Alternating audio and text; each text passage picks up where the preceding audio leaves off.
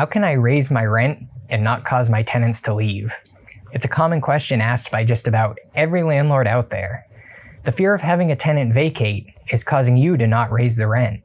This is why I'm constantly getting new property management clients that have had tenants for 5, 10, or even 15 years, and they're still charging market rates from 5, 10, or even 15 years ago. Stop.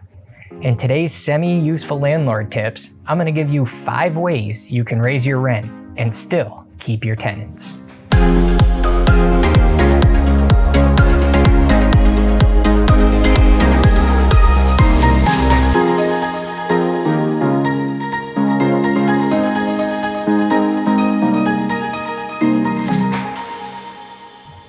All landlords need coffee. Hi, I'm Mike. Video number 1, here it is. 5 ways to raise your tenant's rent without making them mad. Use one, use a combination, or use them all, but let's get to it. Tip number 1, offer payment options. I'll fully explain payment options in a future video, but for now, in a nutshell, most tenants get paid on a weekly or bi-weekly basis, but most landlords collect rent monthly.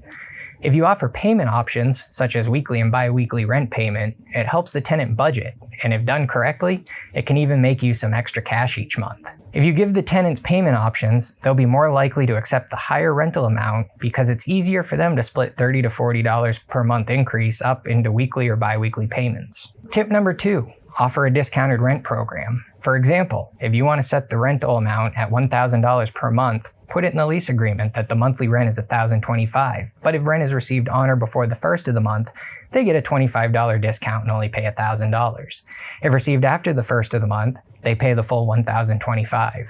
When you go to offer the renewal, say 2%, that brings the amount of rent you will be receiving to $1,020 a month.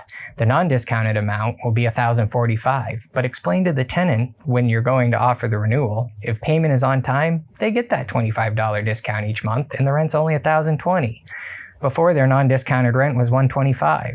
If they continue paying their rent on time, the increase is so small, what they're paying is still less than their full non-discounted rent with their current lease. Tip number 3, give them a discount in your lease agreement. You should put a month-to-month option. When you're offering a month-to-month option, you should charge a month-to-month fee. You're taking a risk allowing them to leave anytime with only a 30-day notice. To offset some of that risk, you're going to charge, say, $50 a month extra. When it comes time for renewal, say something like this. Hey tenant, your lease is expiring in a couple months. Your rent right now is $1,000 a month. If you decide to go with the month-to-month option, your rent will be $1,050 per month. But if you sign a lease for another 12 months by the end of the week, I can give you a discount of $30 a month and your new rent will only be $1,020. Of course, these are made up numbers for examples, but do what makes sense for you. Usually the tenants will love that they're saving $30 a month and they will sign immediately. Today's semi-useful landlord tips are brought to you by Done Deal Websites. It's a super easy way to get a done-for-you investor website. It includes the main company website, landing pages, property listing page, SEO tools, and so much more. With a 60-day money-back guarantee plus a free bonus book with 14 ways to find cash buyers, you can't go wrong. Normally, guys, this offer is $99 a month, but if you use my link in the description below, you can get it for $37 a month. So click the link in the description below and sign up risk-free with a 60-day money-back guarantee. Tip number 4. Tip number 4, give them something. Just before the lease agreement is set to expire, offer them something. If there was something you saw in your biannual inspection, such as flooring needing to be replaced, walls needing to be painted, they need a new refrigerator, bring it up to them and offer it as some sort of a trade for a rent increase. Oftentimes, what happens with tenants that have been there for an extended period is that a landlord won't put any work into the property, such as flooring, paint, etc. But then when the tenant vacates, the landlord goes in and does all that in between tenants. So at renewal time, tell the tenant something like, I noticed during my last inspection that the walls could use a fresh coat of paint. Would you like us to take care of that and freshen the place up for you a bit? Usually, the tenant will say yes. You then respond with something like, great, we can go ahead and get that done if you sign another 12-month lease at the new rental rate of, insert rental rate here. Usually, they will be so thrilled that they're getting a new whatever it is that they'll agree. Now, we all know that painting, flooring, or whatever the item is probably going to cost more than the 2 or 3% rent increase you'll get per year. But the point is, you were going to do it anyway if they moved out.